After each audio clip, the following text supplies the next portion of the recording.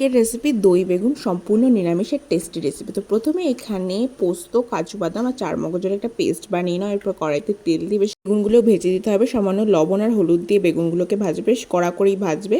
দেন বেগুনগুলোকে তুলে নিয়ে সেই তেলের মধ্যে শুকনো লঙ্কা, কালো জিরে ফোড়ন দিয়ে একটা টমেটো, গোটা টমেটো দেওয়া হয়েছে। দেন লবণ, হলুদ দিয়ে কাঁচা লঙ্কা, আদা বাটা দিয়ে নাড়াচাড়া করে জিরে গুঁড়ো, ধনে গুঁড়ো, শুকনো লঙ্কার গুঁড়ো দিয়ে আবার খানিকক্ষণ নাড়াচাড়া করে নিতে হবে। স্বাদের ব্যালেন্সের জন্য সামান্য চিনি দাও। এটা কষিয়ে এলে সামান্য জল দিয়ে ওর মধ্যে যে পোস্ত আর কাজু বাদামের পেস্টটা বানিয়েছিলাম ওটা দিয়ে নাড়াচাড়া করে টক দই, যেটা হচ্ছে মেন উপকরণ, দই দিয়ে খানিকক্ষণ নাড়াচাড়া করে ঢেকে রাখুন। তারপর খানিকক্ষণ পর ঢাকনা খুলে দেখতে পাবে যে তেল ছেড়ে দিয়েছে মশলা থেকে। এবার ওই মশলাটার মধ্যে বেগুনগুলোকে দিয়ে খানিকক্ষণ নাড়াচাড়া করে আবার ঢেকে রাখো। যদি শুকনো শুকনো রাখতে চাও তাহলে শুকনো শুকনো রাখতে পারো, যদি একটুখানি ঝোল রাখতে চাও তাহলে জল অ্যাড করতে পারো। তারপর লাস্টে ধনেপাতা কুচি ছড়িয়ে সার্ভ করো। খাবে পরের ভিডিওতে, বাড়িতে অবশ্যই বানিও। টাটা।